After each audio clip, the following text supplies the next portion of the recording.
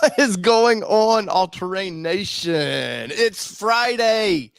I repeat, it's Friday, and we're going to talk some mid-size truck here on the channel.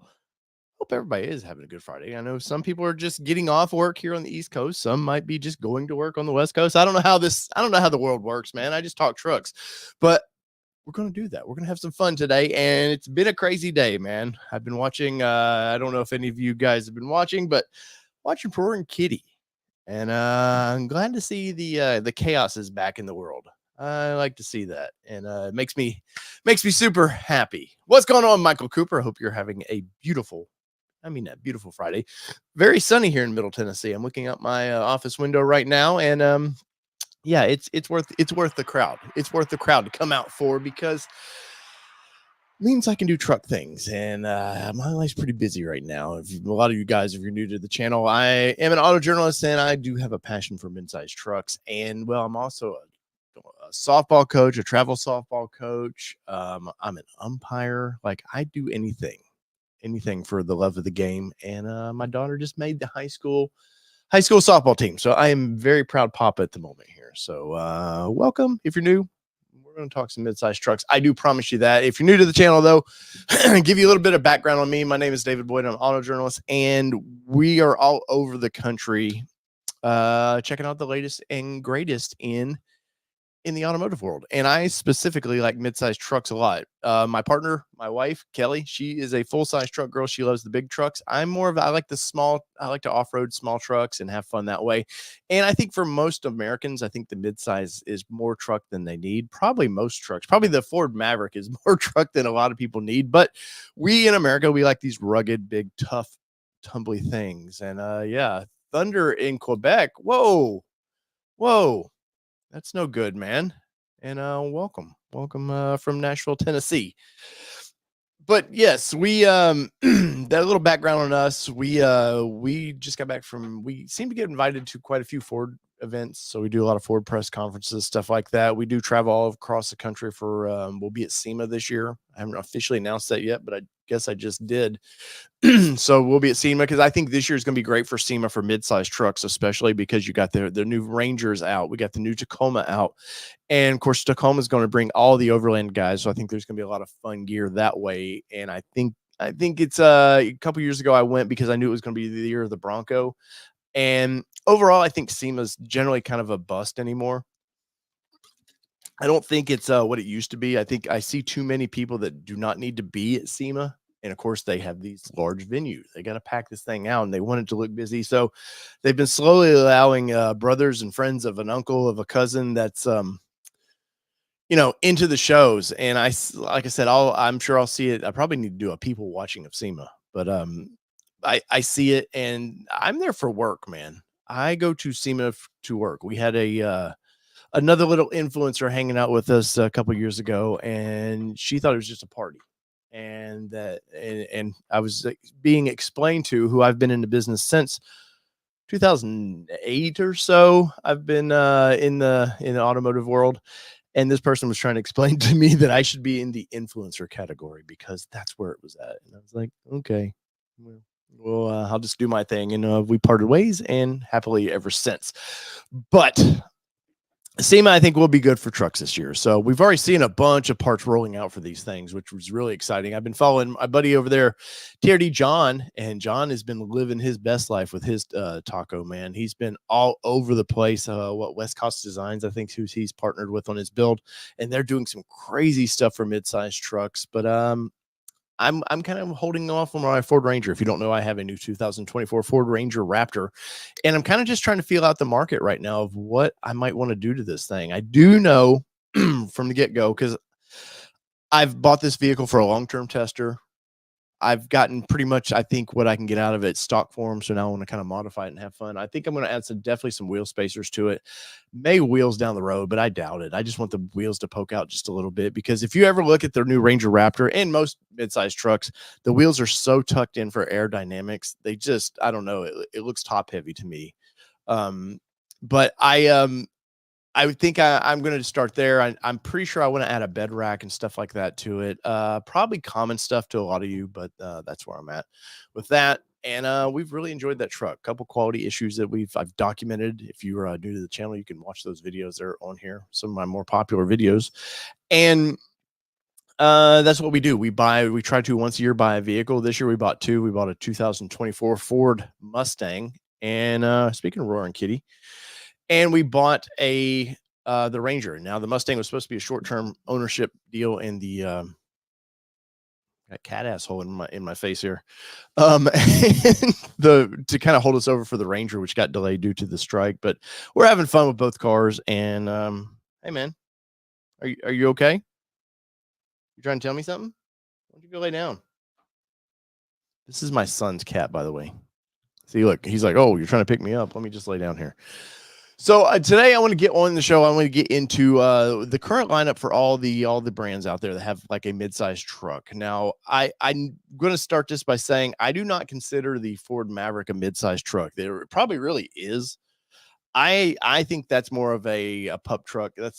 It's its own category. I would put that in with the Hyundai Santa Fe. They're their own category. Subcompact trucks, something like that. But let me. But so I want from the get-go, I'm not going to put the Maverick in this list because I don't think it's fair to the Maverick, because the Mavericks, those are their own things. So I don't just want to be upfront about that I don't want to add that to the list right now. But I am going to go with the number one truck that I'm going to bring up right now. You have a thing for getting your butthole into the camera? No. Stay over there. My grandcat. But I'm going to start out with this one right here, and that is the Honda Ridgeline. And I don't talk a lot about Honda Ridgeline, and I don't know if it's for any particular reason. It's just never been on my radar really. So I kind of want to look over each brand. And I kind of want to look at where their price points are and check them out that way.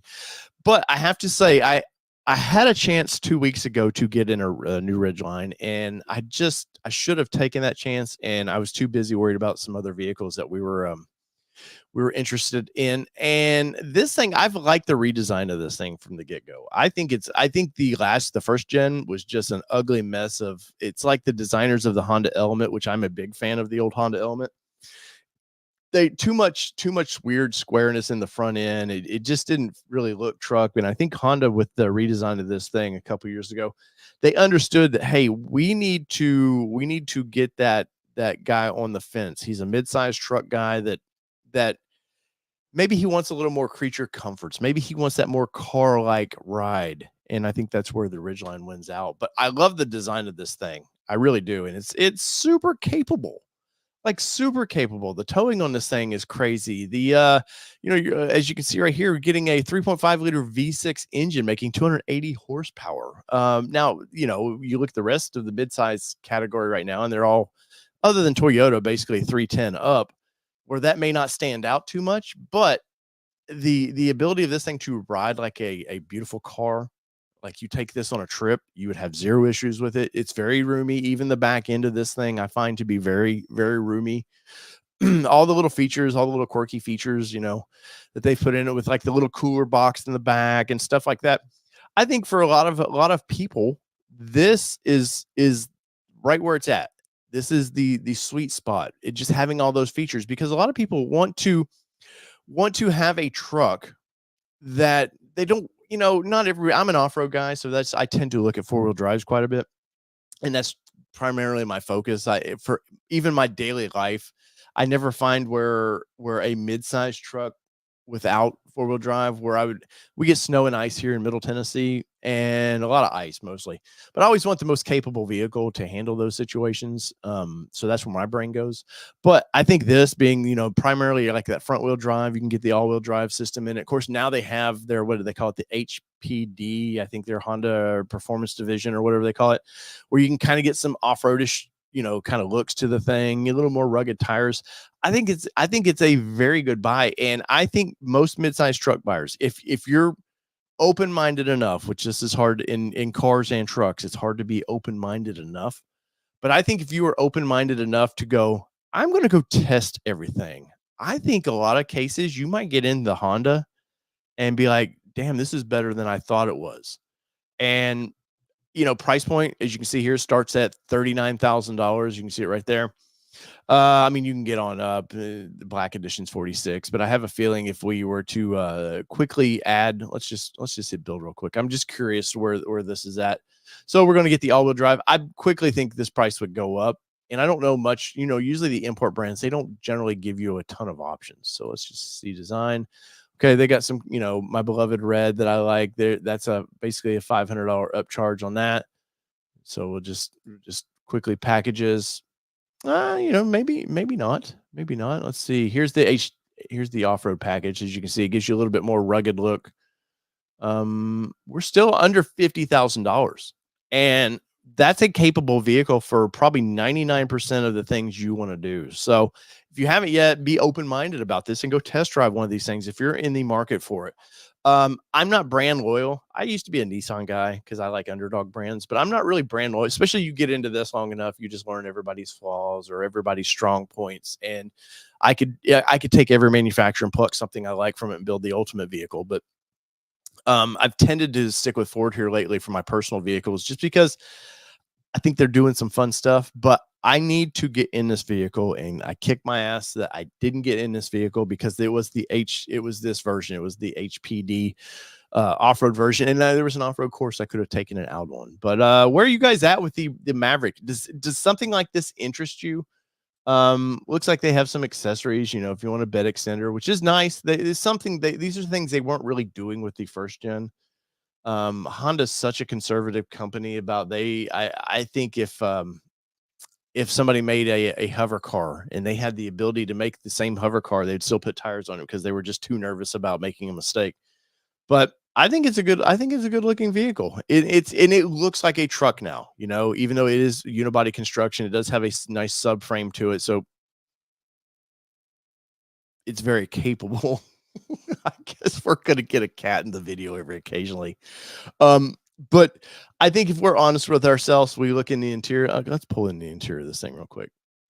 Hey, cat, can we do this? I know, we're buddies, but you got to go. I can't see my own screen, but let's see if we can make this a little bit bigger. There you go. The only thing they probably could have done, I just from instant looking at this thing, is put a shifter in this, put a real shifter. Does it need the real shifter? No vehicle now needs a real manual levered shifter. It's all controlled electronically now, but I think that might have swayed some people, some of the truck buyers, into this a little bit more. But the interior of this thing looks great. I will say the screen's starting to look a little bit dated in this. This definitely looks like something that Nissan and them would have put in together. The screen just very basic, but guess what? The volume of these things they sell, they can't refresh as fast as Ford and some of the other, like Toyota can. But well, I say Toyota, but the last Tacoma just never seemed to tech-wise ever get anything. Good looking interior of this thing though. So that's my look at the Honda Ridgeline. And I am curious in the comments below. Let me know. You guys guide this ship a lot of times. I follow where you guys want to go, and I make purchases where you guys want to go. So I am always paying attention, and I do honestly, I rewatch these things just to see your comments a lot of cases. So and comments help out the old algorithm, and that makes me a happy camera. Let's see. Andrew says Ford Ranger needs a trimmer. Andrew, I think we're going to see that very soon. I think what the Australian market gets is a Wild Track. I truly think that we're going to get that as the trimmer. And I think Ford with the Ranger, they were taking chances. You have to understand, Ford quit selling mid-sized trucks in 2011 because they were getting expensive. The fuel economy of them was bad. They hadn't technically updated the Ranger in probably 25 years. They put new stuff in the cabs, but the underpinnings of that vehicle was so freaking old. And they gave up on that market. And they left it for Nissan and Toyota to have. All of the manufacturers did. And then, brands like Honda and some of these start popping in. And so you have to understand, they're still nervous. Ford doesn't want to take away from F-150 sales. They want to plus those sales. And that's where Ranger brings to the market, is the ability to plus sales. So I was in the Michigan assembly plant where they make the Ford Ranger about 2 months ago, I guess now, doing a tour there, and I got to go through stamping and stuff, and stamping supposedly is ready for some things. So I can't say much, but that, some of the complaints that people have said, like, by the Ford, was the no trimmer, no this, no sunroof. And so Ford, I think, is playing this very conservative. We got that last generation of Ranger that was just, they did a trimmer in it, but it was very low options of what a trimmer could be. It looked nice, and I like the last generation truck. The interior was very dated, very built for a different market, Indonesian market. But I think we were lucky to get that, and I think they saw that and said, okay, we can build on that. Let's slowly ramp into mid-sized trucks again, and especially with Ford doing away with cars and everything, man. They're taking their time with it, so I think you're going to see something there pretty soon. So stay calm, stay there. Let's see. Agreed. Maverick is its own class. Mini put trucks, efficient but not the same class. No, not at all. Does that make mid-sized trucks? Does that make them like kind of like that redheaded stepchild or the middle child, like from the Brady Bunch? Is that what mid-sized trucks are now? They kind of maybe are going to get forgotten about because full-size trucks are always hot. The Maverick is probably I won't say it's just as hot as F-150 sells, but they sell a shit ton of this thing. And so does that make the mid-size market for Ford, especially kind of like the middle child? I don't know. But so opinions of the I gotta write this down because I want to rank these things. And the cat's on my piece of paper, aren't you? All right. So get my handy dandy pen here. Get my little piece of paper out. So Honda Ridgeline. So I'm going to give Honda Ridgeline I'm going to say an 8. So that's where I'm going to give Honda Ridgeline right now, because I think the interior obviously needs to, the infotainment center needs to be bumped up a little bit. I think the outside still looks great. But there's probably just a few things that, and I have looked in these vehicles, and the infotainment center is just awful, and they need to redo the center stack as well. So I'll give it an 8. I'm curious where you guys are at with that. Where would you rank 1 through 10? Where would you give the Honda Ridgeline? So let's move on to the next brand, which will be kind of my old buddy, my old pal, which is the Nissan Frontier. Now, a couple things about this vehicle right from the get-go. Full disclosure, I used to own Nissan websites. I own Nissan forums. I own Xterra Nation, Frontier Nation, and a few other things. And so I had a very good passion for this vehicle. And the previous generation of this vehicle was an excellent vehicle for its time. Nissan being Nissan, and they're always near bankruptcy, it seems like. So they can't make 15 different moves with their vehicle lineup. They just focus at one at a time. And it's 15 years later, it's Frontier's time to get refreshed. And they did a nice refresh with it. Now, I'd had early on 2020, somewhere in there, I had a spy photo of this thing, and they were going to make a Raptor killer version of this thing. And why they've never done it is beyond me. Nissan makes goofy moves. They came out with an amazing Warrior concept. Excuse me. That for the Titan, that probably would have helped Titan sales. Never did it. Nissan has a knack for bringing out prototypes that look amazing and damn near ready to go, like the IDX concepts. I don't know if you guys remember those cars that they were the little throwback cars. They have a way of bringing out ready to go things. The press, which I'm excited generally when Nissan, I get excited to see the updates they do. Some of the other press are a little meaner to Nissan, or maybe hold them more accountable. And they're not as nice to the brand. But I think the Frontier, if you've ever saw one of these things, they definitely have tried to pluck too much from the Titan. And when I saw the concept, I was hoping, I seen some of what we see is the truck now in it, but I was really hoping they didn't pull too much from the Titan. And well, they did. Now, if you look at the front end of this thing, it's definitely inspired by the previous version of the Toyota Tacoma.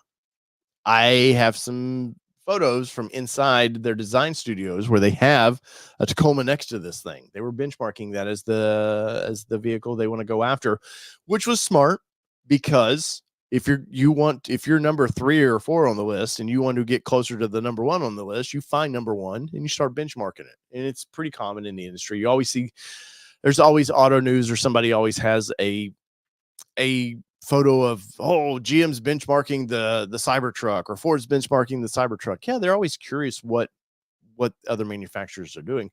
So it didn't surprise me to see Nissan doing that, but I just feel like in the front end of this thing, they got a little too close to home for that. The side end of this thing, I don't know if you can see my mouse here. Let me see. Here we go. Too much. This is too much Titan, and this is too much for Titan. It's too much Ford. Just too much Ford. The Titan itself was too much of a clone of the Ram at the time slash Ford. Like they tried to shove both of those trucks into one. Didn't work out for Titan, unfortunately. In about a month, I think it ends production.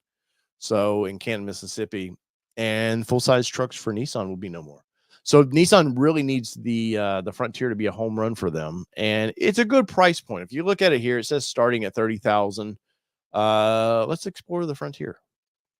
I once again very the grill of this thing's very very Titan like. I didn't, and I still don't like the Frontier stamped in the grill. I'm over that. I don't mind it in the tailgate as much, but I don't need like this powerful statement of a vehicle. This is their Pro 4X trim, and look at the awful tires that are on this thing. They should have come out of the gate with a Pro 4X with something beefy. One time they were putting BF Goodrich tires on their trucks, not great ones. I forget what model it was, but then they've switched, and I think they're put General tires on these trucks now. Maybe I can't remember. Or, anyways, it's a lesser tire they're putting under this truck, and they do understand that. Hey, from people are going to buy this, they're going to want to throw their own tires under this thing. And I was at Discount Tires yesterday, and I saw one of this generation truck that got new KO2s on it. Badass. It's amazing to me how an aggressive tire can just change the attitude of a truck. But in the factory form, it's like, it's a little underwhelming. I do think it's a good truck. I've done time in this truck. We got amazing. It's a naturally aspirated V6 engine. They're 3.8, which is based on the 4-liter they've owned forever. They've used that block forever. But they brought the cylinder size down just a little bit. Better fuel economy. I want to say, I can't see it from here, 26 miles per gallon is what I was able to get out of this thing. Now I'm hyper looping that. And in those videos, I'm very upfront about, hey, I'm just here to see what I can get. I do a 40-mile loop and just see what I can get.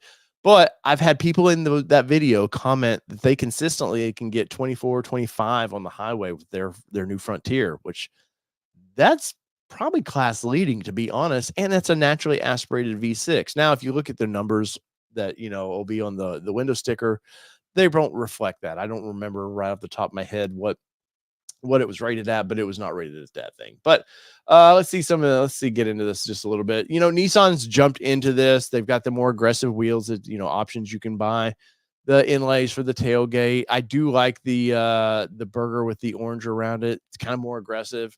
I think the sport bar in the back's awful, but I don't like any of them. The last time I saw a sport bar that I liked was on the Fall Guy TV show, like at the old GMC that they used to run around in. That they're not. There's nothing about those that are helpful at all, unless you just want to throw some lights up there, which is what you used to see in the 70s. I'm a product of the 70s and 80s. I remember the KC lights on top of those things, and then that somehow went away real quick. But Nissan builds a good truck. But the one thing, let's see if we can bring some interior shots in this thing. The one thing they've got going for them is pretty good price. And with Nissan is you generally can get some rebates. Now, that's not always great when you want to resell the vehicle, because when you start getting factory rebates, it just kills the resale value. So Nissan's been king of that for a long time. But you can get a nice vehicle. The S right here starts at 31,000. I think the sweet spot for Nissan, well, I love the Pro 4X, don't get me wrong, but I think the sweet spot is the SV. You get a nice radio system in it. You looks like you can get some crew cab. Let's see, crew cab 4x4, $37,000. And if you need a rear locker for $40,000, it looks like you can get a Pro 4X. That's pretty nice, especially considering what we'll get into with some of the newer models. But as the Pro 4X, I don't want to. Let's go build and price. Sorry. See, even their website kind of sucks. And I hate to say that. I hate to be mean to the company that I pull for. But let's see. No, I want to build and price. If you do this to me again, I'm going to kill you, Frontier. See, look, their website sucks. Frontier. See, because these are all at dealers' lots. They're like, "Hey, would you like to build? We can sell you one right now." Um, Pro X, no. Here's a Pro 4X. We'll just look at it real quick. Some good colors. I will say Nissan's got some good colors. Let's see. This red's pretty nice. They call it Red Alert. The Cardinal Tricolor. This is probably my favorite that I've seen them do on this and the Nissan Z. The green I could live without. I think they were trying to trend with what Toyota was doing at the time. This blue pearl stone, definitely a bright, exciting color. I do like this kind of Baja Storm metallic. They have a good selection of colors, which is unusual. A lot of Toyota's been very aggressive with colors, but a lot of the other manufacturers just kind of give us these black, silver, white, maybe another color. So it's kind of nice that Nissan's kind of venturing into some of the other colors. Or the old classic white. You can never go wrong with that. And I think with the black and all that, it looks great. So let's see if we can get to the interior. Yes, I don't care about the vehicle being in stock. Once again, website's awful. So this is where I think Nissan needs to step it up just a little bit. Every manufacturer now, the center stack is digital. They're going to have to go to that at some point. A lot of these just feel like leftover parts from the Titan, even though it's not. I mean, they're identical, but the interior of this is just like a Titan. I hate to say that, except for the Titan gets a column shifter. I've done time in this vehicle and I like this. There's a couple cheap things about it. I will say this panel right here, all this right here, it's the same internals of the previous truck. The layout is exactly the same. The buttons here all feel the same as the previous truck, which was 18 years old, I believe, before they discontinued it for the new model, that's a joke. And why Nissan the buttons? And what you can't see up here in the eyeglass holder box up here is the exact same one they've been using for 18 years. Why they cheapen out, I don't understand, but you do get some color. I like the stitching with this. I do like the little tray up here. That's nice. The infotainment screen built in. I like the fact that it doesn't feel like it's just some big TV sticking out of the dash that doesn't belong. What's up, Mr. Executive Producer? Thank you, Andy, for that. And yes, smash that like button for me. But I think the dash in the Nissan, it fits well. I like you're getting the dual climates and all that. The digital readouts, all that. I like the fact in a world where we're losing buttons, maybe that's to Nissan's benefit that we're getting physical buttons still. I don't know. But I do like, there's a couple things about it I do like about it. This aux port over here, you got the whole feng shui. They're trying to balance this. It's strange to me. But with the Pro 4X, you get a rear locker. Very capable engine. You're getting a 9-speed transmission, which I think helps get it the mileage that it does. But the interior of this, this is just boring. I don't know what you guys' opinion of that is, but I don't know. Something about it just doesn't look finished. And especially when you got all this nice red stitching everywhere, all these nice lines breaking up. And then when you see this in person, you're just kind of like, oh, well, that's cool, I guess. But the speaker right here, that little kick out that they have, exactly the same from the previous truck. So I hate to beat up on this thing, but they have some fun things. There's some nice things about it. You can get, if you want, somewhat rock rails, steps, all like that. I like the fact that on the Pro 4X, you're getting all the painted features, the dual tow hooks, which is nice. Some manufacturers don't even give you tow hooks, but they're giving us dual tow hooks. You do get with Pro 4X, you're getting some skids. And I think Pro X as well, which is the 2-wheel drive version of this. You still get a rear locker and you get some skids. But I kind of miss the days of the racks. They used to have those big kind of Xterra like roof racks on them, and I kind of miss those. I'd like to see them do a little bit more with this.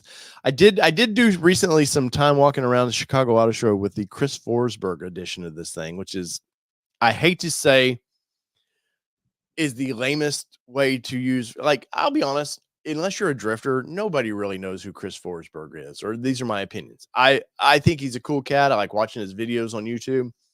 Big sponsored by Nissan, so he's always doing drift stuff with the Z's, and he built a killer Altima a couple years ago. That's badass. But I think there's not a name brand as you look at Ford with what they have with RTR and stuff. I don't feel like the version that they're trying to promote right now, the Forsberg version, or even the hard body version that they did. It's just not, it's weak sauce, but in a good packaged vehicles. But if you want an honest to true truck, this is an honest to true truck that if you kind of miss, oh, I miss the trucks from the 90s or early 2000s, this gives you those feels and you get nice updated features. So I'm curious in the comments where you are with the Nissan. I gotta get my paper down here. So Nissan. The Frontier, I'm gonna give an 8.1. And I hate to go 1.1. It's just a tick above the Ridgeline to me, probably because it's a fully framed box frame truck, where Ridgeline's not. I think interior wise, they're both could use more. And I do know, I believe we'll see it this fall. Nissan's doing a front and rear refresh on this. Hopefully, in the interior, we're going to get a refresh as well. They're quickly to change. Where the last version of this truck, they didn't. I think with Titan going away, they have to now. They have to. This is their bread and butter. And believe it or not, at one point, Nissan, when they had the hard body, sold like 220,000 a year. 220,000 a year, and this truck sells about 89,000 somewhere in there a year. So Nissan would love to get to that 100,000 mark again. I think it'd be good for the company as well. But that's kind of some of my thoughts on the Nissan Frontier. Once again, let me know what you guys think about this, because for one, I'm trying to do the Friday afternoon shows, and maybe we'll get my buddy Tim Esterthal with Pickup Truck Plus SUV back on for some of those. He's traveling like crazy right now. His business is really taking off. But I think the Friday shows, and I'm curious what you guys think. If let me know in the comments if you like kind of the afternoon live shows, because we had been doing these on Saturday mornings, and I just don't think enough people are awake at the time when we were doing them. Let's see. We got some ratings here. Honda Ridgeline is 6.8 out of 10. Nissan Frontier, 7.5 out of 10. Toyota Tacoma, 8 out of 10. Ford Ranger, 8.5 out of 10. The Canyon, 8.5 out of 10, and Chevy Colorado, 9.5 out of 10. I'm curious why GMC, and because they're twins. There's no doubt about it. Those are twins. I think the GMC interior, in my opinion, and well, I guess the way they rank them up too is they try to make GMC a little bit nicer. I think the interior, I don't like the white necessarily in a truck, but it's definitely flashy, definitely a lot of soft touch in the interior of that thing, and I think it looks pretty nice. But I'm curious why you gave the GMC Canyon a whole lesser point than you did the Colorado, and which is fine. Remember, these are all, even though I'm in the industry, these are just my opinions.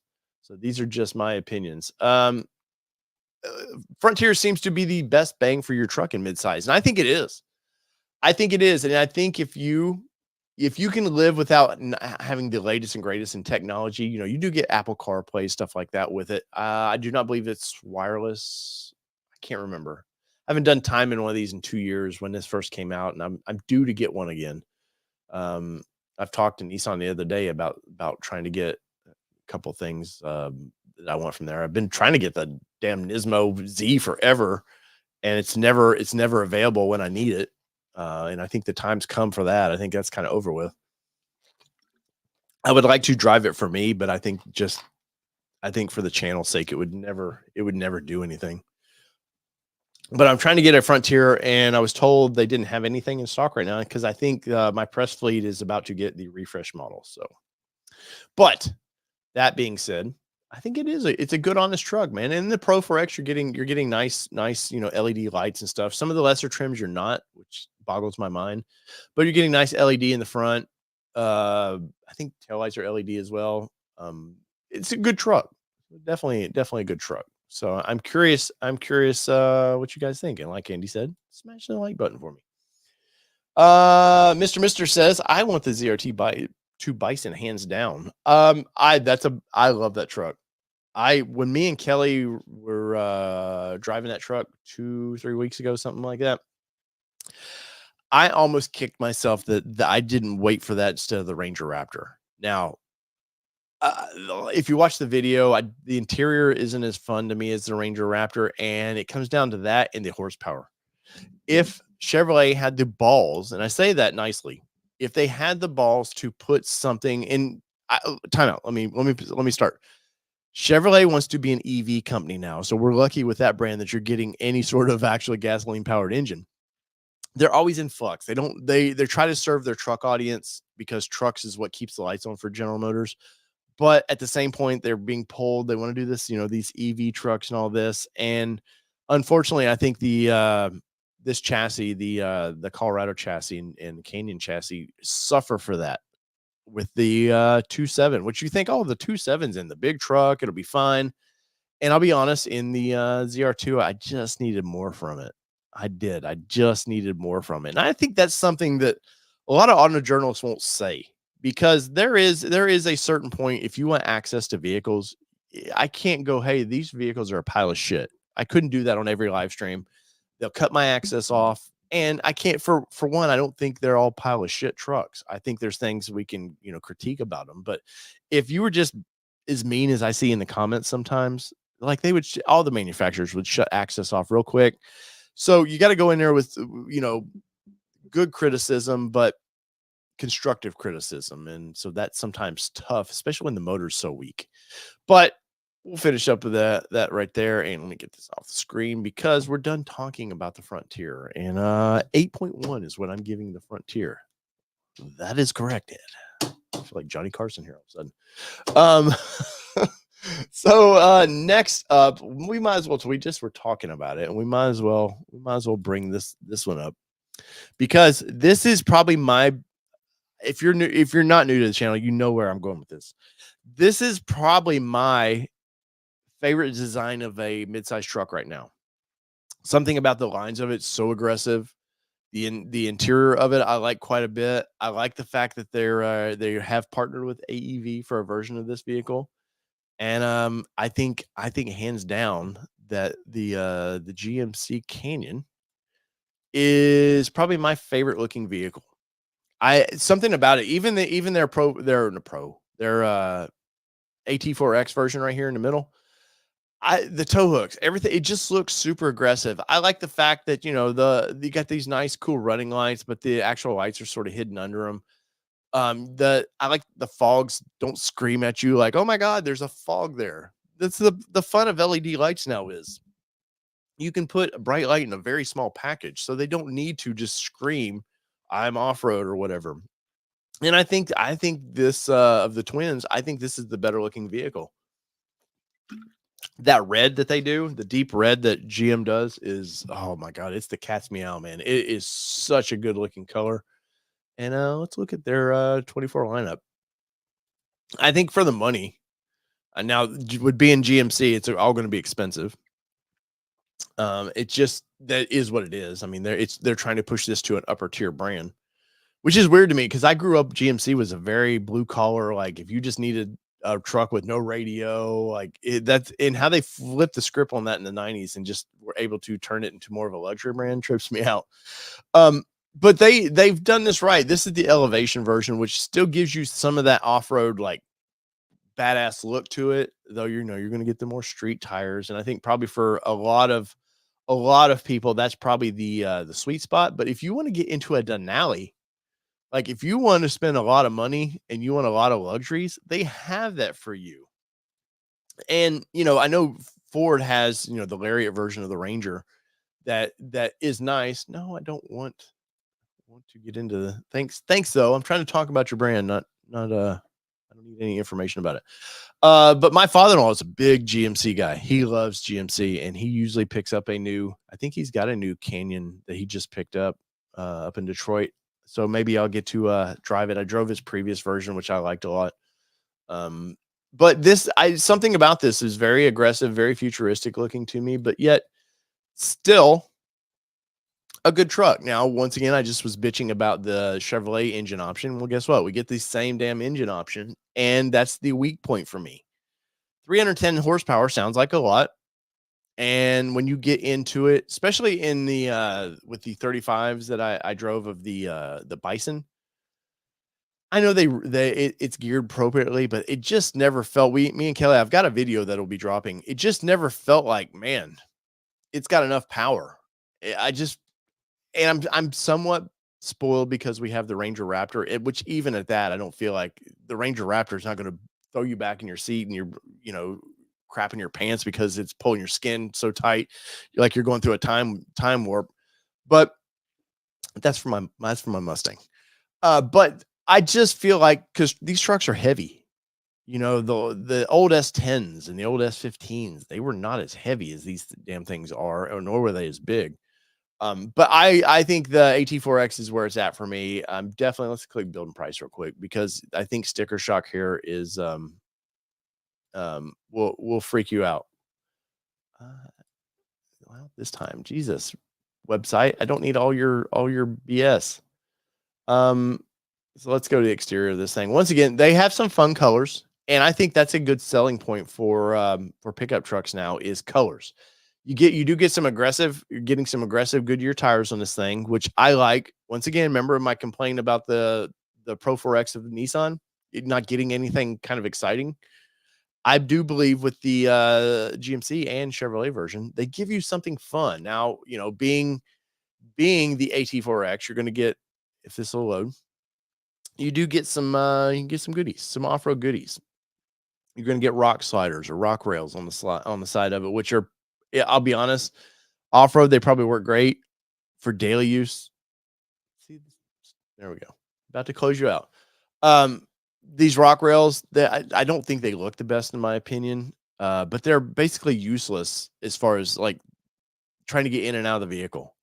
So these are going to collect mud. If you're, even if you're on a gravel road, they're going to be nasty. You're going to get into this and you're going to look down at your pants and they're always dirty.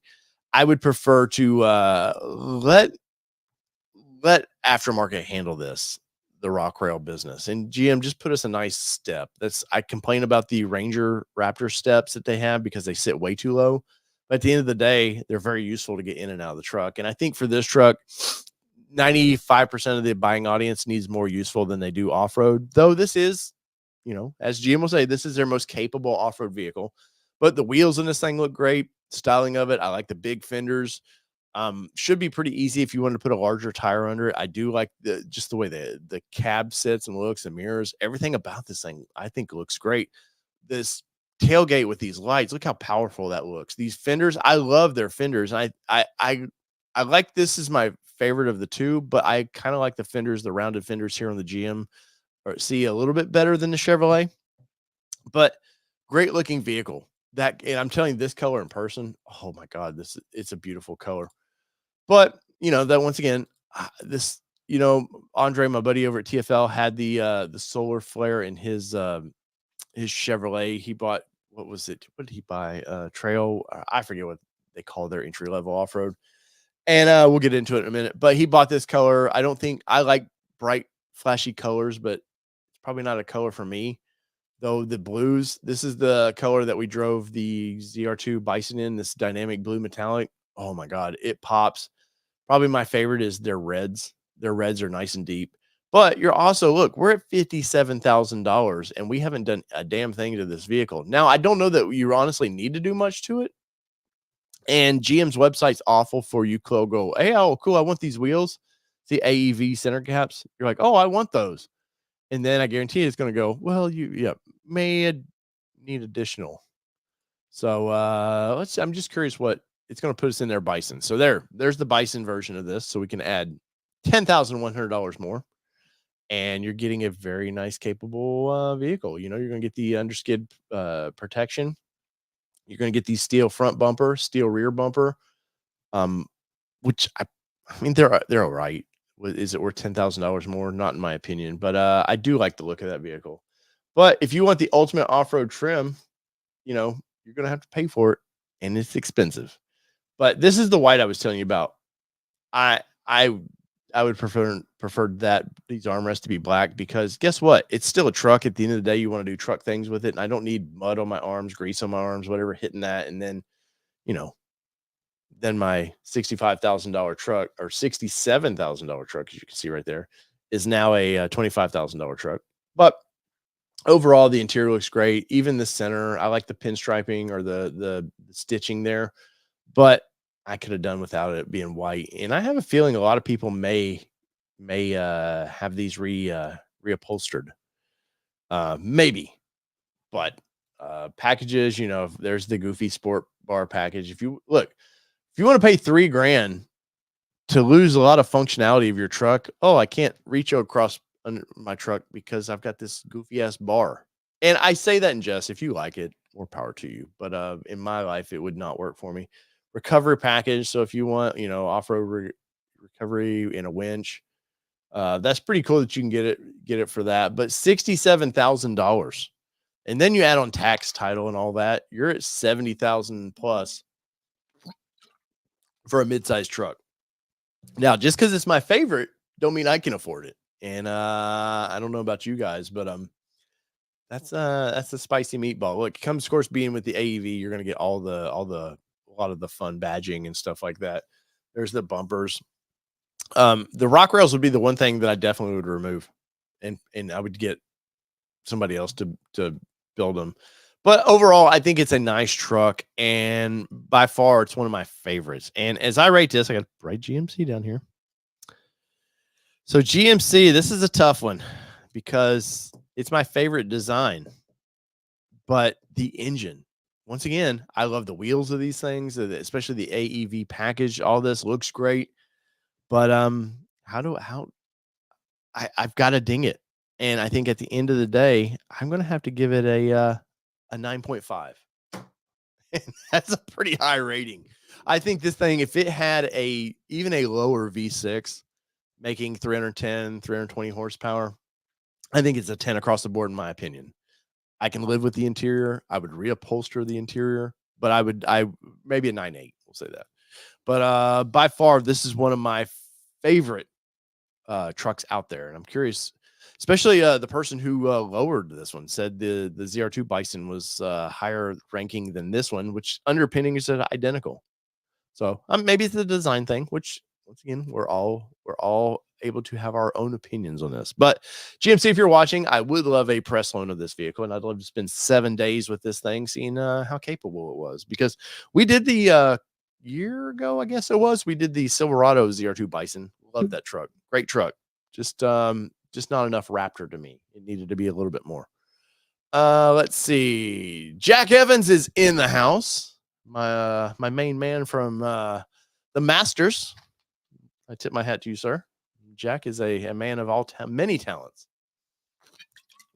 But let's see some of the comments here. I seen Andy's comment down there. I can't talk about that one.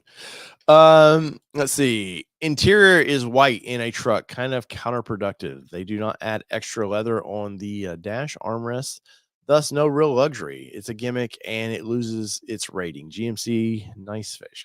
I 100% get it, and we're all allowed to definitely have our opinions about that. And I can see your points. And once again, the white loses for me too. Trust me. But everything else about that vehicle, if it just had a motor, and I'm talking GMC, you would get a couple extra points. You'd probably be the top dog if it just had a better motor. And when you hear this thing, when you hear the little 2.7 single turbo, it almost sounds like a diesel. And it's torquey as shit, man. Don't get me wrong. This little puppy, you put it in four low, it's a tank. I mean that Bison that we messed with in 4 alone was torquey. It was going to crawl up anything. I definitely could take it to Windrock Park, where I like to go off-roading, and beat the piss out of that thing, and it would go everywhere I wanted to go. But it's also a $70,000 truck on this one. So would you do that? Let's see. Hey, Dave, have you ever worked for Nissan? Yes, Andy, I did work for Nissan Manufacturing at the Smyrna manufacturing plant here in Tennessee, and never had a desire to work for Nissan. But when the economy crashed, guess what? They offered me employment, and I worked for them for about 4 months. And the week I decided I'm going to really make a go of working for Nissan, an engineering company called me and said, "Hey, we would like you to come work for us." And I was like, "Hey, I'd like to work for you." And well, there went my automotive career for Nissan, and probably for the best. Let's see more comments here. Andrew, do you consider the 2-door Bronco and 4-door Bronco midsize SUV since it's based on the Ranger, or do you consider it a full size? What's your take on it? Would you consider a midsize? Yes, I do consider the Bronco more of midsize segment. It's definitely on Ford's platform. Was it the T6 platform? I think they call it. That's based around the Everest, which I think is coming to the United States, which is also a midsize vehicle. But no, Bronco all day long is midsize to me. So hopefully that answers your question. Let's see. Andy is going crazy in the chats now. Yes, Andy's quite colorful in his executive producer roles. Dave.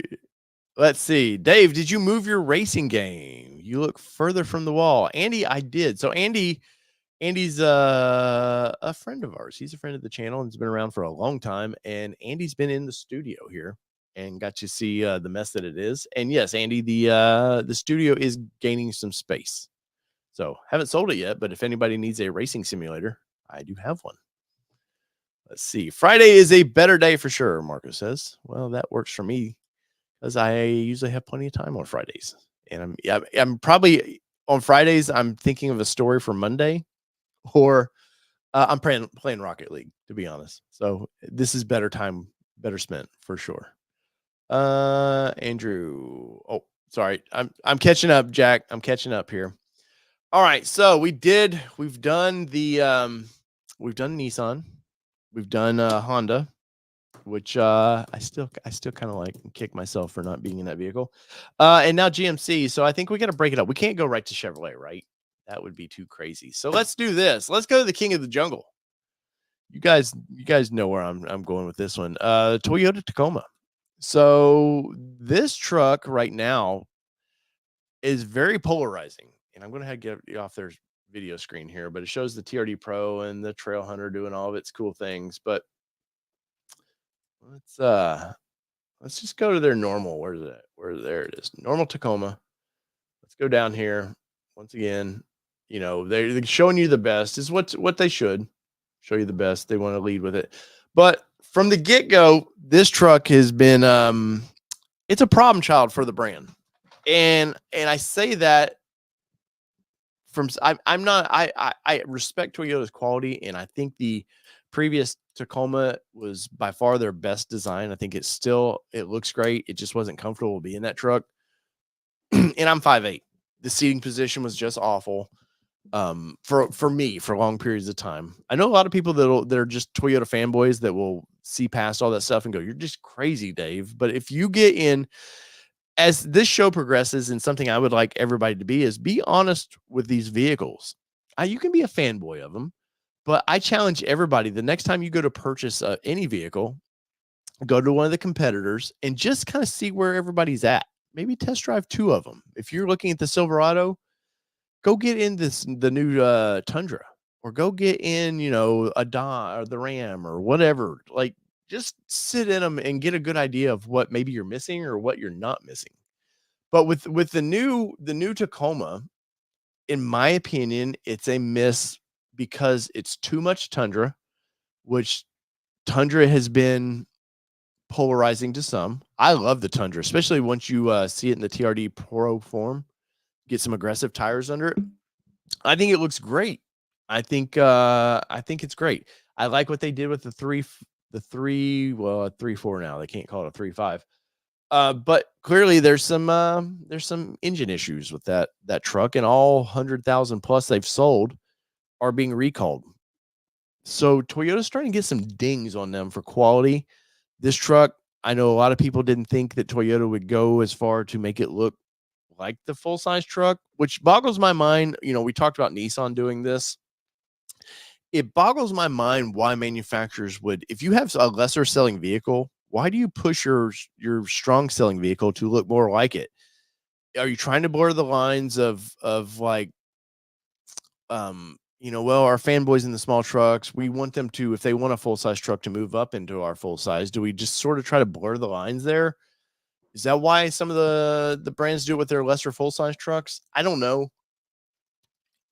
But this truck to me is just There's too much going on with the truck.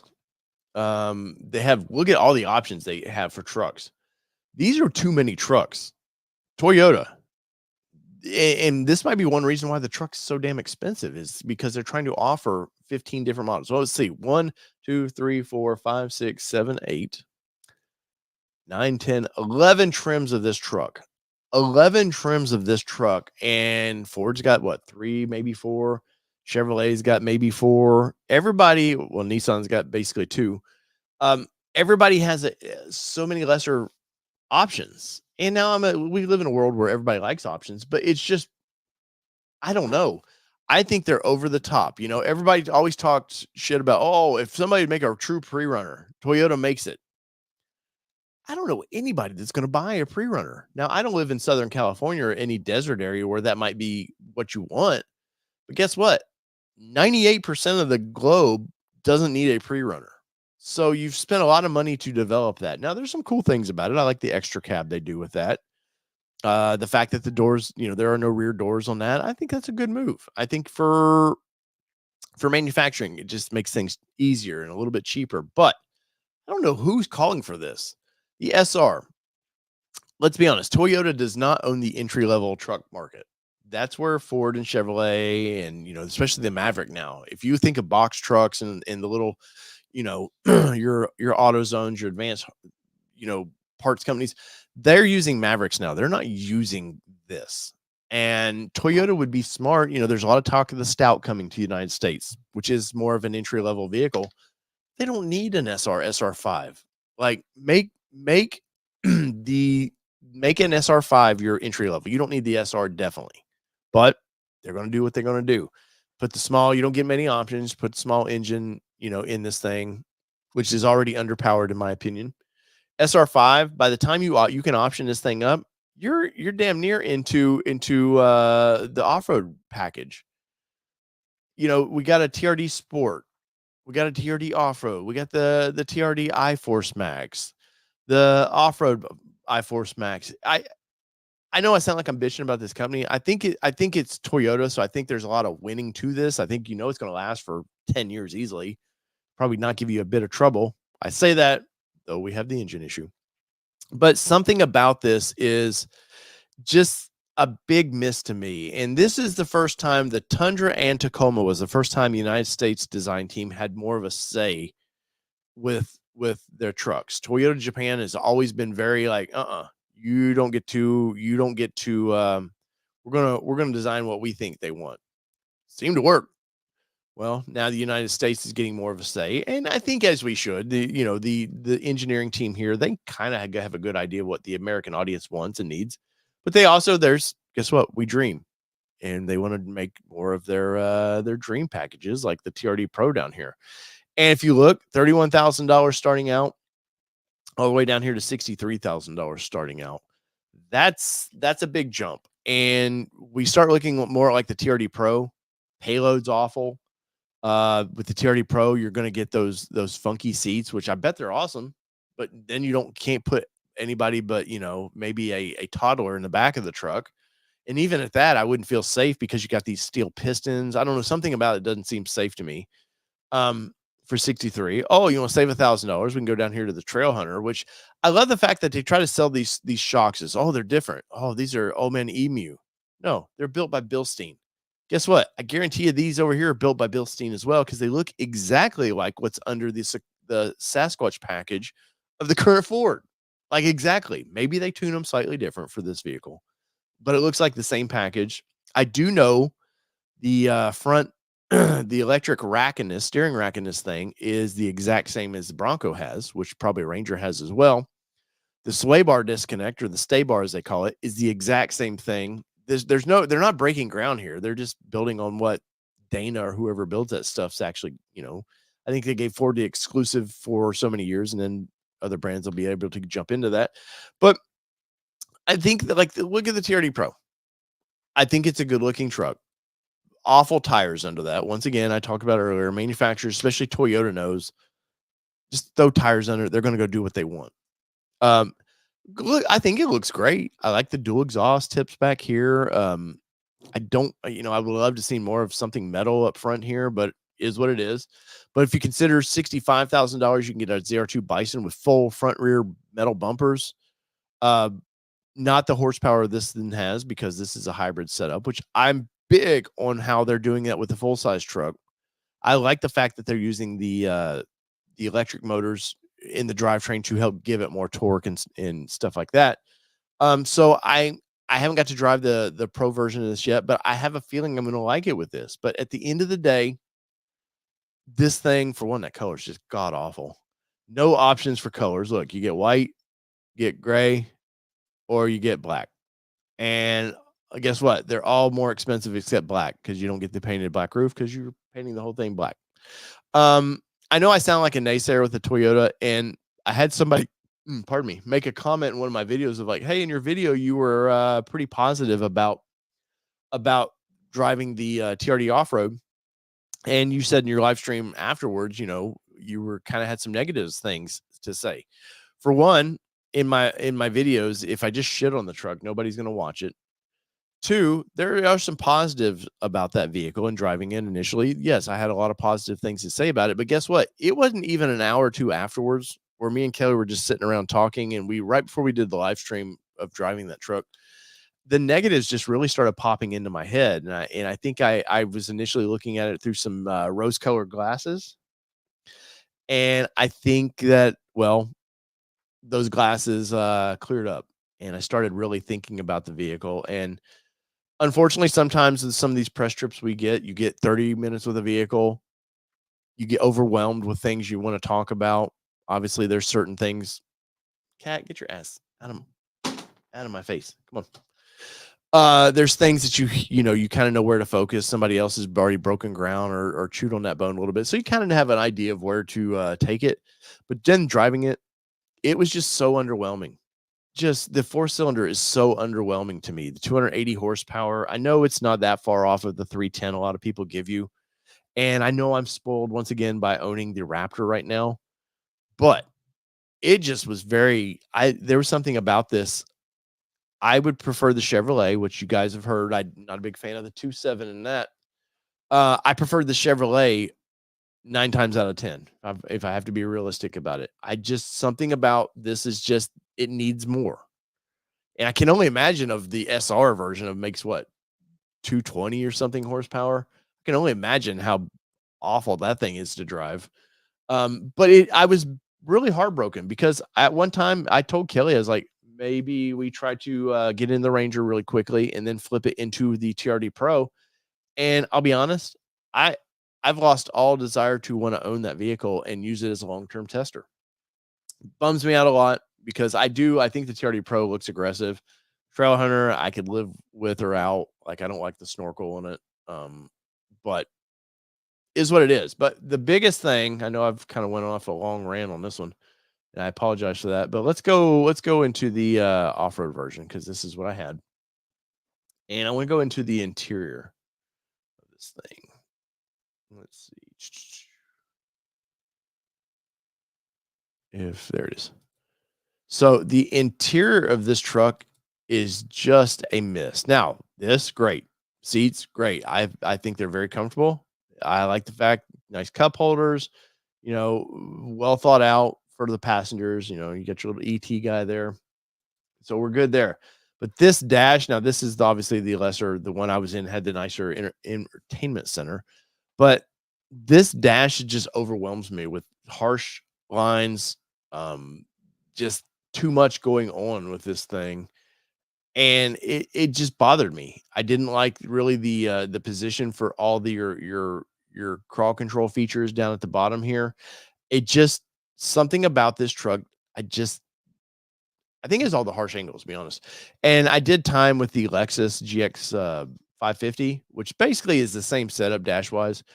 And I like the fact that it just come across here. It wraps around. It just makes everything feel more like it belongs. And I'll be honest, the infotainment center in this truck does not look like it belongs. And that's been my one beef with Tundra, is it's just this shove this big screen in there because that's what the American audience wants. They want this big screen. And kind of bums me out. But as I'm beating this truck up, there are some good points about it. It definitely, I like the outside styling. It's could be a little less too many lines going on, but I would if I had to look at this truck daily, I think I could live with that. I think design wise they did do a pretty good job. But when you see this in person, like this sweeping back area of here of the rear tail, I don't know. It's just like somebody was with their clay design and just like somehow accidentally fell and chopped part of it off and went, shit, that don't look too bad. Let's just leave it there. And the grill. I mean, to be honest, there's a lot going on to this truck. So I think they took a chance, and well, we'll see sales. Their first quarter sales should be out soon. Well, I guess it'll be second quarter, but we should have a good solid idea of what the sales are going to be on this truck. And does the buying audience like it? I don't know. So we'll see on that. Where are you guys at with this one? Got my pen. Gotta write this down. So let's see. Toyota. We're going places. Where would I rank this thing? I forget what I said in the video, but I'm going to give it an 8. That's how I'm putting it in line with the Ridgeline.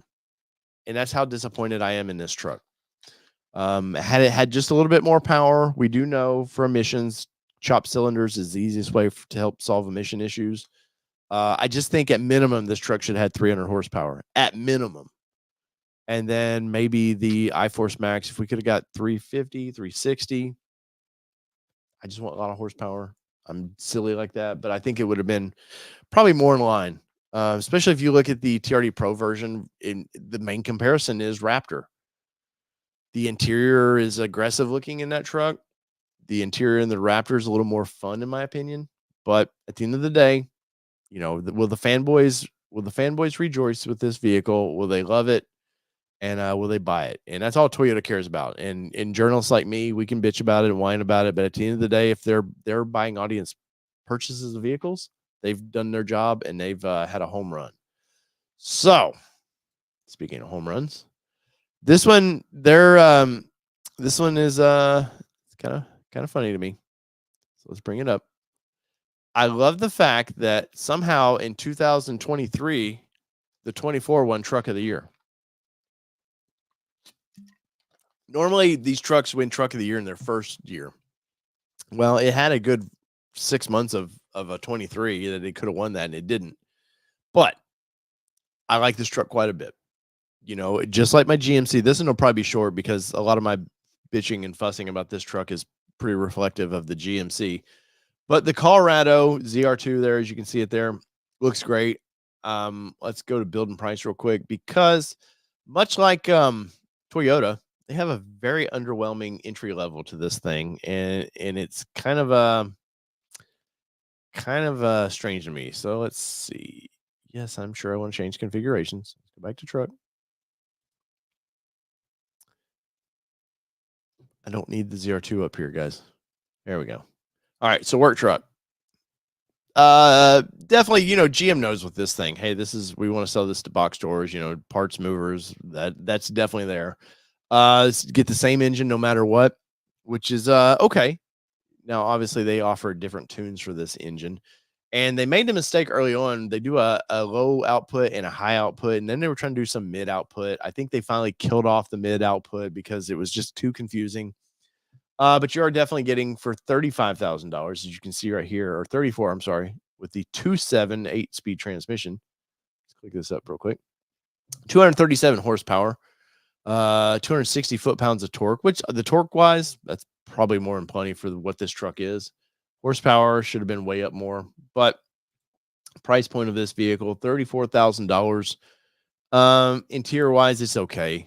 The grill, you don't get the painted, all the features of that, which is weird because they do the same thing with the Trail Boss.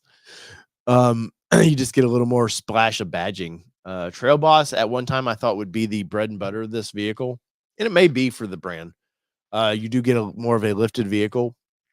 You get some nice colors, very off-road looking, especially when you see it in person. You can tell these fenders are a little bit wider. The plastic areas are a little bit wider.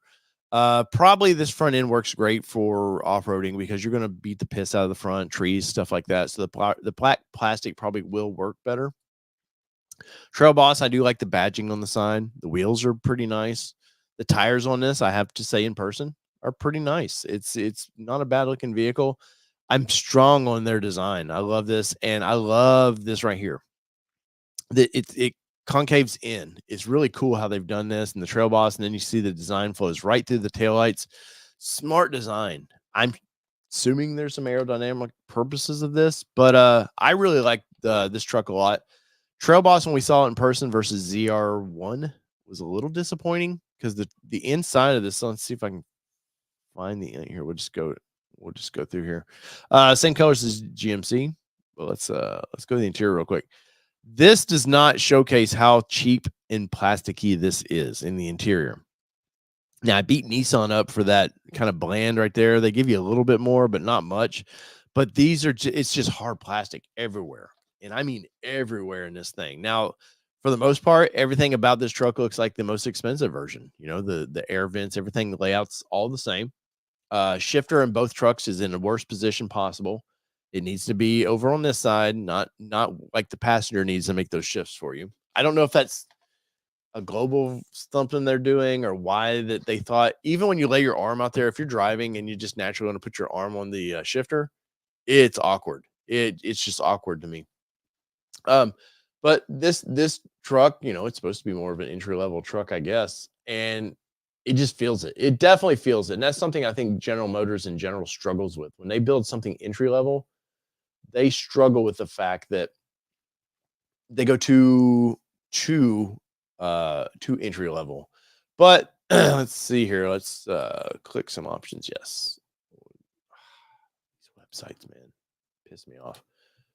But as you can see here, $34,000 for the work truck, ZR2 down or Z71, which gives you some nice features. Still not a true off-road like the Z71s used to be. But if you want more of a nice kind of luxury ish off-road trim, that's there. But clearly the ZR2, that's where it's at. And let's click this thing. And you know, once again, you get all the fun colors. I do truly love this red. This red is so good looking in person. You can get, here's the AEV wheels, which I love this. I'm gonna go ahead and click the AEV on this so we can see it, what you get. But it's $12,000 for the AEV package in this. So let's hit cancel. But interior of this, a lot going on with it. This light gray was me and Kelly's biggest bitch about this truck driving it in person. It just doesn't flow. I would have rather seen all black. I don't know, something about it would have just, I don't know, been a little more classy versus I know what they're trying to do with it. They're trying to make it exciting. These light colors just don't work for me. The digital and the dash is kind of cool. The seats, they're okay. I would do leather seats or whatever that option is for that. But guess what? Starting out price is $48,000 and you're getting front and rear lockers. So if you're an off-roader and you want the best of the best, you're there. You're already there, which is probably, now can you find it for $48,000? No, probably more 50, 52. But badass. Like you're getting everything, you know, there used to be the old redneck thing of like, hey, I want to get, as long as I get the lockers, whatever, I can make everything else badass myself. Well, these vehicles are getting so computer dependent. You better buy exactly what you want. But yeah, I've done building prices on these things and you can max them out pretty quickly. But let's go turn around here. See the gray in this? I don't know. Something about it doesn't flow well to me. And I don't know what's going on with the interior design. Like, you know, even like the white and the GMC just is odd to me. I would somehow maybe try to take these parts out of this. If I wanted the GMC, maybe get the armrests or maybe buy some just black armrests that they have and make that truck what you want. But still, it's a good truck. And I can't take that away from it. The horsepower being 310 horsepower. I wish their top trim would have just even ZR2. I wish they would have had maybe like a 3-liter option. Could have still been a single turbo. But if you would have I think if you would have given the audience for this truck just a little more, including the AT4X, I think if you would just give them 10 to 15 more horsepower more, and I'm sure they can do it through a tune pretty easily, the buying audience would have just felt like, oh, there's value what I'm getting. Because a lot of times people look past interiors. They don't look at that as like, oh, that's why it's more expensive. Front and rear lockers, guess what? It comes with that either way. So you're looking past that a little bit. But if they would have just given you just a little bit more, now you're getting, you can see here, the bigger hood, you're getting some stuff to it. You're definitely the dampers and stuff being ZR2. But I just feel like, especially for the Bison, it just needed just a little bit more. And ZR2 in general. So we'll just take Bison off the plate right now. ZR2 in general should have had just 10 to 15 more horsepower and a better interior. And I think it would have been, I think people would have really looked at this truck strongly. Where are you guys at with the interior of this thing? And I'll get back to y'all, some of y'all's comments in a minute. But I think this truck is a great looking vehicle. I think it's one of the more off-roady looking vehicles, and I've said it many times. I think this and the GMC is a better looking outside vehicle than my Ford Ranger Raptor. I do. I think at some points Ranger Raptor didn't go crazy enough on the outside. It doesn't have enough of that hourglass shape where this one has. I don't know. It feels like it has a little bit more hourglass shape, a little more off-road look to it. Definitely these bumpers help. Even in ZR2 fashion, that definitely helps. Let's let's go. Well, let's put the AEV on there just to see what happens. Let's confirm that. God, I love those wheels. I would put those wheels on my Raptor. I would. I like those wheels quite a bit. That's badass. I'm telling you, you put 35s under these things when you see it in person. It's, as a truck guy, as an off-road truck guy, that a lot of rubber between the wheels. That's something that I talked about Fall Guy earlier. You remember that kind of copper GMC he had them big beefy tires, because you got to remember the time period. That's when Bigfoot trucks and all the monster trucks were coming out, and that just makes the look to me of an off-road truck. A lot of meat there. That looks so good. Now, one goofy thing is this spare tire holder, and somebody said it actually would fit under the truck. So was this just done so we can look cool? I think that was a kind of a miss on it. But if I could find a Bison, I would move into a Bison right now, even though I would trade the Raptor for a Bison. Now, I wouldn't be as happy probably ultimately because of the interior and the motor. But if I to turn my head and look at a vehicle every day, that's a pretty truck. Curious where you guys are at with this one, because that in AEV form right there, that is wicked. But the problem with that is, go to finish up here without adding any options, is the fact that we started out with a $46,000 truck, and somehow just adding tires and a few options, now we're at $61,000. And that's not even with probably the best infotainment center. And GM, which they don't like to talk about, is that, oh, we're working with Google, so our radio system doesn't as great, or our infotainment center is not as great. The interior looks great. I like the fonts and everything they use, but and then it's like loot boxes. Oh, you want the signs to show up on your drive. Oh, you got to pay for that. They have a lot of goofy shit that you just got to pay extra for, monthly charges, and I don't like that. But ultimately, I think this is a good looking vehicle, and I'm curious where you guys are at with this one. So that's going to leave us one more, but let me get to the comments real quick. See if I missed anything. Where are we at? Let's see.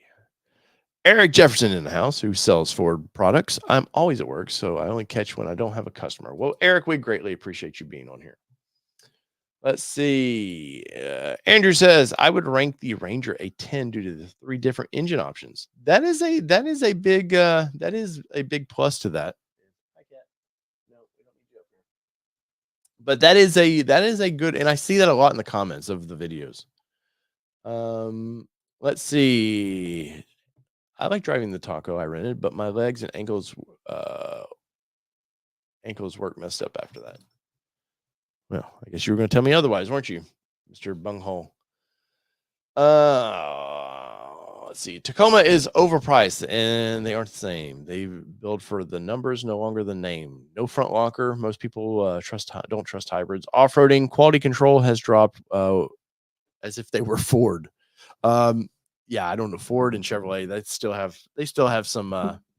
I would like to chalk it up to sometimes just brands have this thing, but I think my labor issues might be part of that. And don't beat me up. I have friends that work for both manufacturers, and they're hardworking people. But I think some of the non-union shops may. I didn't work in a union shop, so I don't really know how it works. And I will say, after touring Michigan Assembly Plant, some of the nicest, happiest people I've ever seen. So I'm sure it works out, but it's some strange quality issues. Bye, Cat. Michael Cooper says, I drove my son's 22 Taco from Rochester to North Carolina, and the seats were uncomfortable, but drives good. Besides that, the seats in my Bronco were more comfortable. Oh, 100%. And a truck I'm not even going to put on this list is the Gladiator. And you guys, I owned a Gladiator. If you're new to the channel, go watch those videos. I had a Willys Edition Gladiator. Awful seats. Awful. We took it to Michigan. On the ride up there, my back was hurting. On the way back, I didn't get to Toledo from Detroit, and I had to get my daughter's pillow that she had in the back, and I had to sit on it because it was that uncomfortable. And I've heard people say, "Oh, you get the leather seats; they're super comfortable." I don't know, but that was my experience. Um, you all right, Kat? Hopefully, hanging in there. Let's see. Let's see. Call me weird, but I like the ZR2 camo patterns on the seat. But it is enraging to get that phone charge, ventilated seats. I'm forced to get the vinyl seats are leather gray. Yes. Yes. Oh, that was one plus to that truck too, is something that the next one we're going to bring up is heated and cooled seats. And so I might as well crack this door open with our final. And I saved this one our last because I own this vehicle. So I didn't want to go too deep into this. Okay. But the Ford Ranger, and I've seen the comments and people are just pissed off at this truck because I've ordered it a year ago and blah, blah, blah, and still didn't get it. And so F Ford, blah, blah, blah. Guys, we had a strike in the middle of development of this vehicle. Well, I was at the press event last May when the truck came out. Didn't get to drive it at the time, but they brought it out for the press. We got to look at it. I did ride in the Ranger Raptor there. Or no, I didn't. No, I didn't. I was offered a ride in it, and I was like, I'm not riding in one until I'm at the press drive or I own my own. So I had to buy my own. But it's a nice vehicle. My only problem initially with this vehicle is since the Australian market, it's a global truck now. And since the Australian market got this truck 2 years ago, it's starting to feel old. I like to look at mine. I'll wash it and just, get giggly because got to own a Ranger Raptor. But I have to admit, outside of this is starting to look old already. And that kind of bums me out. It's something that Chevrolet had to go through with the Camaro. Remember when the Transformers movies came out in 7 and they showed what the new Camaro was going to be, and the damn thing didn't pop up till 10. I don't track Camaro, but it took a long time for actually get to market. And I often said then, I was like, we've seen this car in every movie, every billboard, that I don't know, something about it is starting to feel old. And I kind of feel that way with Ranger just a little bit. And it sucks because this damn thing just is hitting the streets. But I still think it's a great looking vehicle, and it's very in line with Ford's design features. Definitely you look at the front, you think a little bit of F-150. I think it's a good looking truck. I think pricing of it's not too bad. We'll jump into this. Well, let me go back. XL model for $32,000. And with XL, what they're not telling you is, I don't know why they even call it XL anymore. It's called the XL, and you get the STX package, which is a sport package. So you get a really cool truck for 34. And one cool thing that I do love that Ford does is something that's come from maybe their full size truck line, is the ability to add things like a locker. Like you can get an XL and add a rear locker to it, which is $420, and do nothing else to it. And you've got a pretty badass off-road rig that you can go, if you want to put a lift on it, you want to do all the stuff that you're probably going to do anyways, you can go do that pretty easily and maybe save yourself a bunch of money, where some of the other brands force you into packages, and like what was the Chevrolet version we were just talking about? You didn't get a real locker in the damn thing till you get in basically into the ZR2. I like the fact that Ford is giving us some options, and like was mentioned below in the comments, that we have engine options now. 2.7 doesn't hit this truck till this fall, so I know a lot of people are interested in that. The 2.7 is going to make 315 horsepower, same motor in the Bronco that makes 330. I think they've just slightly detuned it because slightly lighter vehicle, but you're getting a twin turbo V6 engine in this. And have you noticed there's been no V6s other than Nissan? Oh, I guess Ridgeline too, but there's just the big guys are just all losing cylinders, and Ford's like, all right, people buy it, we'll make it. And they've done well with their EcoBoost technology. And, you know, I know there's always problems with these things, but I haven't seen a lot of issues with the EcoBoost stuff. The 2.3's been around forever, and it makes right at what I think 280. I think is what it's going to make in this, maybe 290. I know in the Bronco you can get 300 horsepower depending on what fuel you choose. But you can up to the Lariat. Look here, Lariat, $43,000. You're going to get LED projector headlamps, power sliding rear, zone lighting. Which the zone lighting is, if you've never had this, the zone lighting where it lights around the truck is really cool. And like Toyota does it with their Trail Hunter, it's an option. You can get outside bed lighting. They do have some of this stuff. Power heated seats, which why they're not doing cooled seats in these things, I do not understand. Kelly was a big, hey, you want cooled seats in trucks? And I was like, I don't need no cooled seats until I had it. And then especially when we were in the desert last month with the Raptor R program, it was nice. It was nice to be in the desert and your ass wasn't stuck to the damn seat. But Chevrolet, you can get that. So kind of strange to me why Ford, that's their one thing like they're hanging their hat on. But look at that simple lineup. XL, XLT, Lariat. Basically, that's the three. Raptor it's its own character, so it's hard to, you're not going to get a Raptor with a 2.3. So it's literally its own thing. But the ability to get, $32,000, you get a nice vehicle. Of course, you add 4-wheel drive to it, it's $36,000. But add a locker to it, and you got a hell of an off-road truck. But we don't get all the options. And notice it's simple. Something that Toyota needs to pull back on is all the damn options. And just give us a simple truck, Toyota. Give us 5 trucks, and that's it. But $55,000 for a Raptor. Of course, we did highlight the ZR2 on that. You're not going to get the 35-inch tires on this. You're only going to get 33-inch tires. But the Raptor ZR2, it's hard to I did a comparison video, but it's hard to, because they're different monsters in the off-road world. They're on different ends of the spectrum. Raptor has front and rear lockers, so you think, oh cool, it can be a rock crawler, which it's probably capable of doing that, but that's not where it's best at going fast off-road. And the ZR2 is more of the muscular, hey, I'm going to be brawny, I'm going to be that tank that can crawl up rocks, do whatever. And I think that's where the two are different.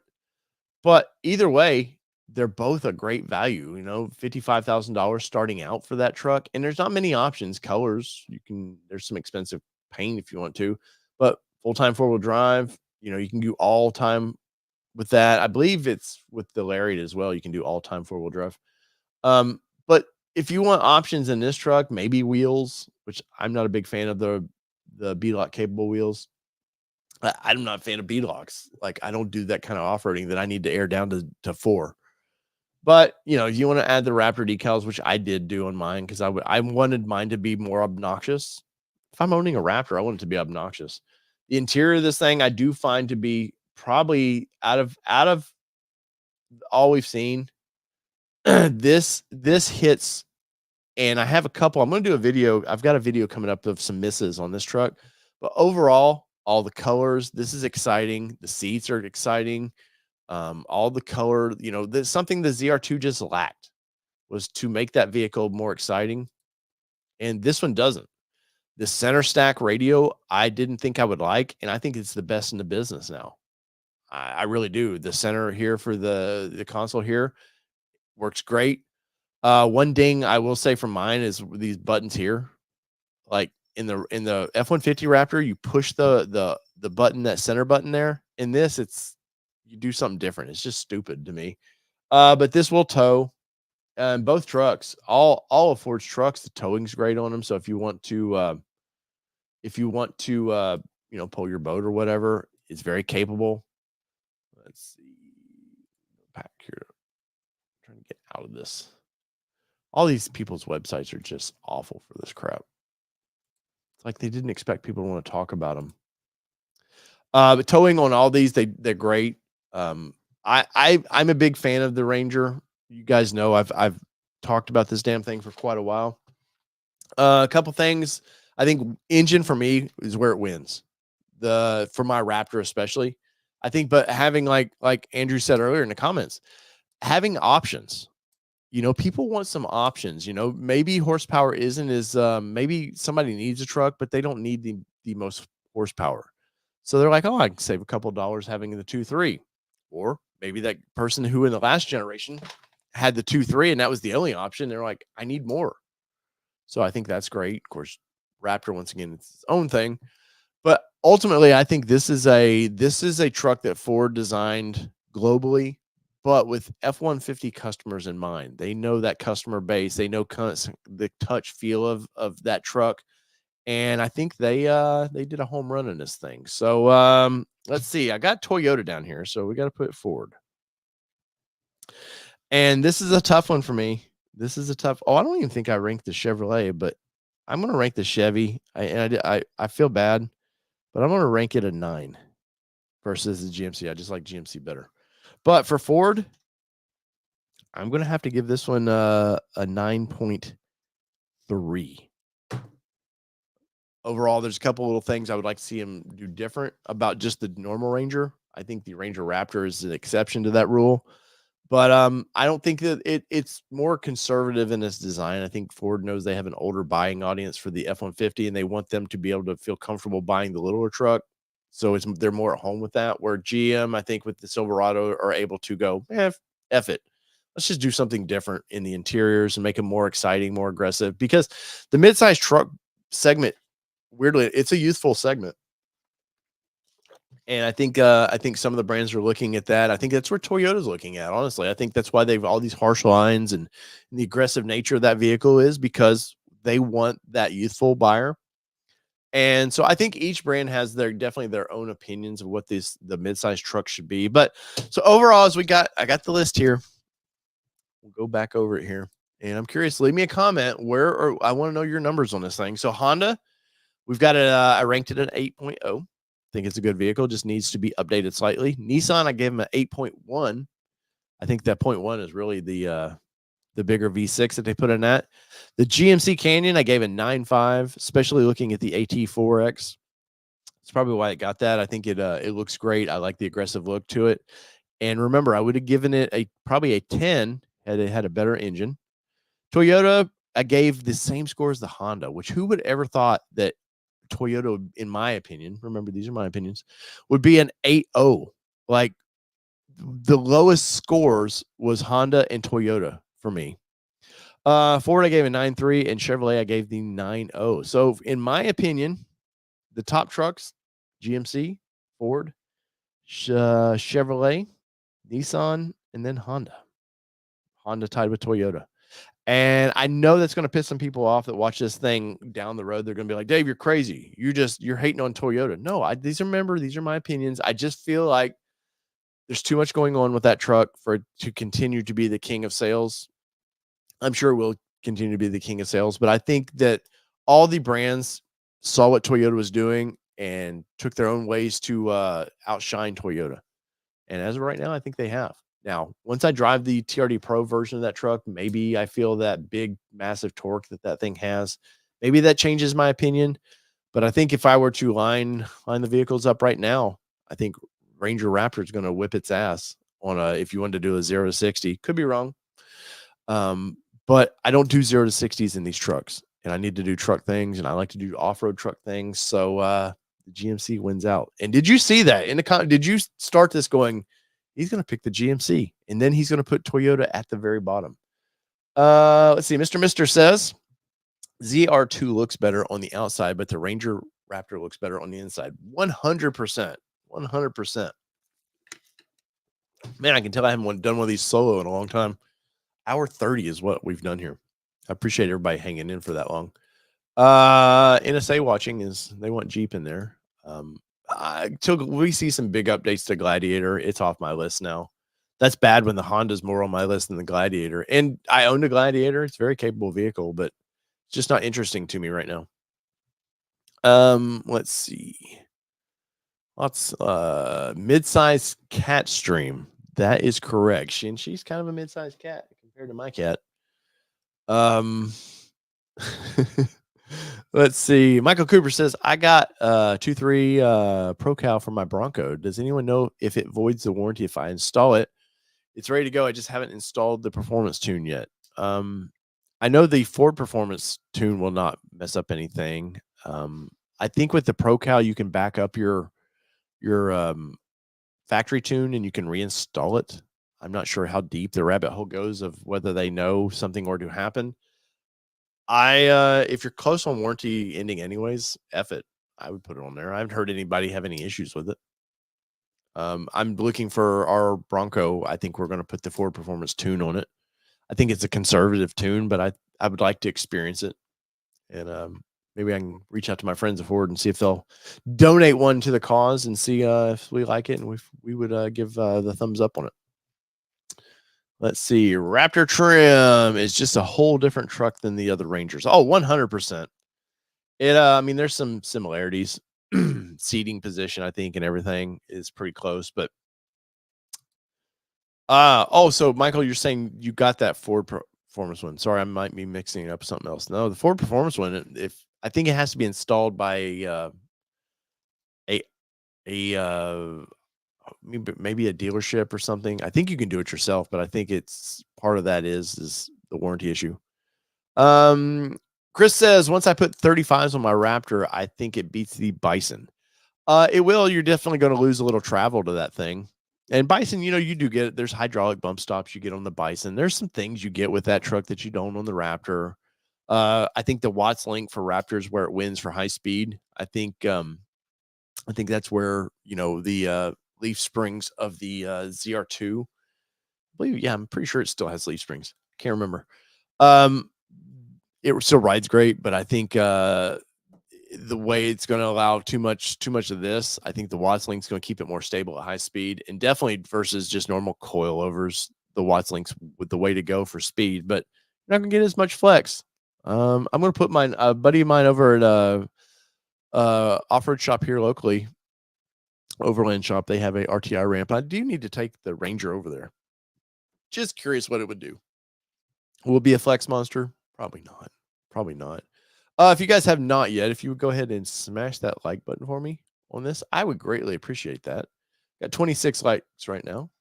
And I want to say thank you to Super Chat we got from Andy. Thank you very much for that. We have memberships. I have to bring this up because Kelly would kill me. Got to keep the lights on here and help pay for 3 cars that I'm only supposed to be paying for 2 cars. Got to somehow pay for the Mustang. But we have Patreon membership, All Terrain Nation.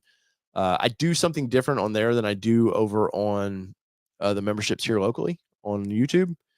YouTube generally gets access to most videos before everybody else, but Patreon gets more photos and more opinion stuff over there.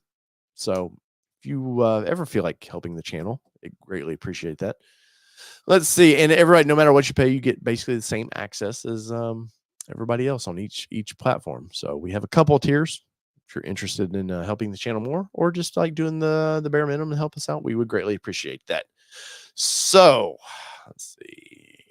Any other questions or comments? I'm enjoying the Friday. I have to admit, I'm enjoying the Friday podcast for this, and kind of rebranding the show just a little bit. Used to be Midsize Trucks live. I think we're going to open this up to just the midsize segment in general, which lends itself to Broncos, stuff like that. So we can talk Jeep, Wranglers, stuff like that a little bit as well.